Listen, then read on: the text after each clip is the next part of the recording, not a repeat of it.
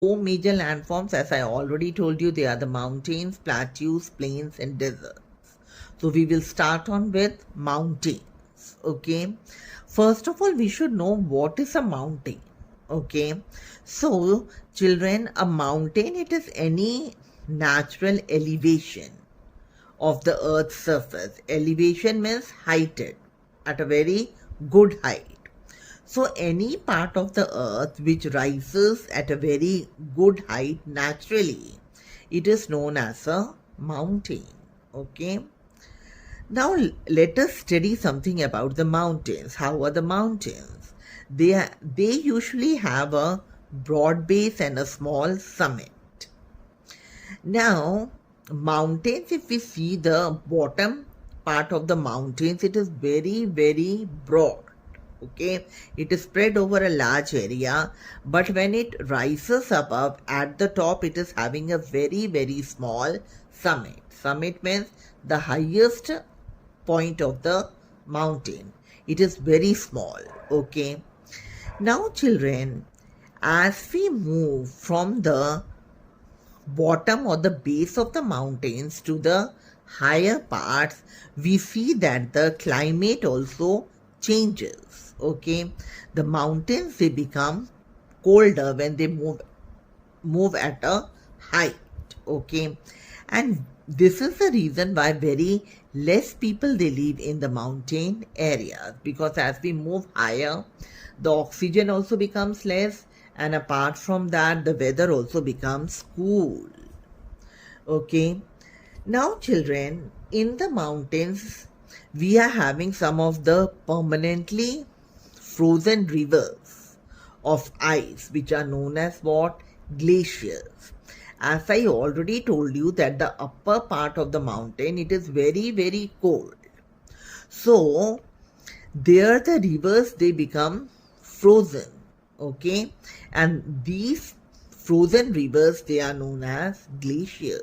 Okay, on the top of the mountain. Now children, as we know that the slope of the mountain, it is very steep.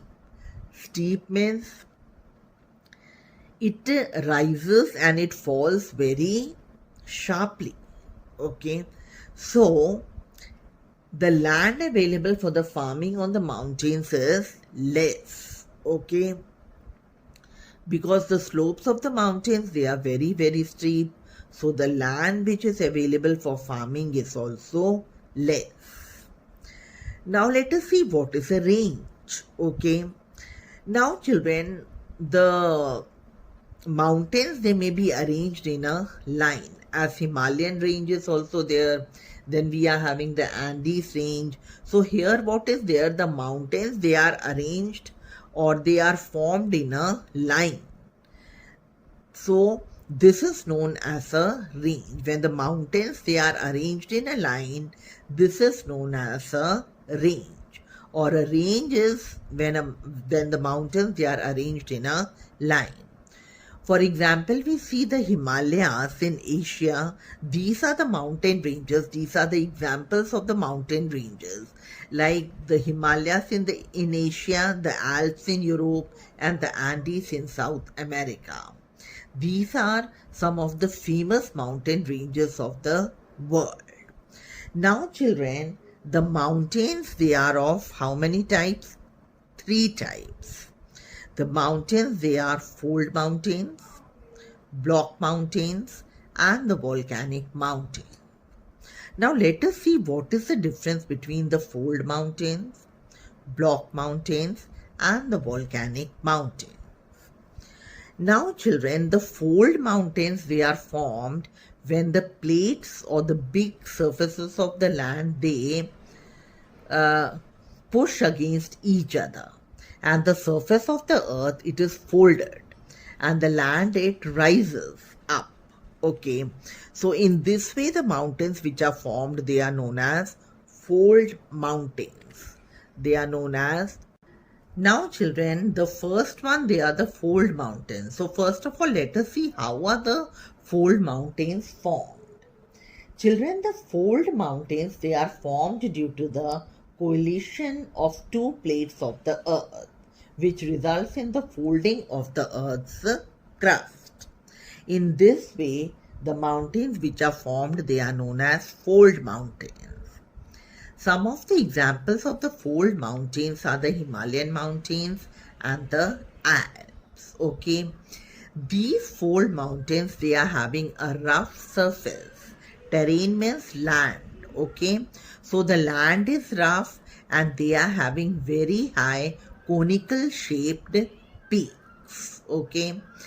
Now children, the Aravalli range in India, it is also one of the examples of the fold mountains, but it is one of the oldest fold mountains of the world. Okay children, here you can see the picture of the Himalayan range. Okay, now next which I told you, it is the block mountains. Now let us see how the block mountains, they are formed when very large areas of land, they are broken down and displaced vertically. Okay, when the big areas or the surfaces of the earth, they are broken down and it is arranged in a vertical manner, then the block mountains, they are formed. Now let us see the Rhine Valley and the Wash Mountains in Europe. They are examples of which mountains? Block mountains. Now children, the third type of the mountains, they are volcanic mountains. Now, as from the name we can know that these mountains, they are formed as a result of volcanic activity. Now let us see which are the examples of volcanic mountains. They are Mount Kilimanjaro in Africa and Mount Fujiyama, okay, of Japan. They are the examples of the volcanic mountains. Now children, the river valleys and the terraces. Terraces, they are the raised topped flat bank of the earth. Okay, they are the raised topped flat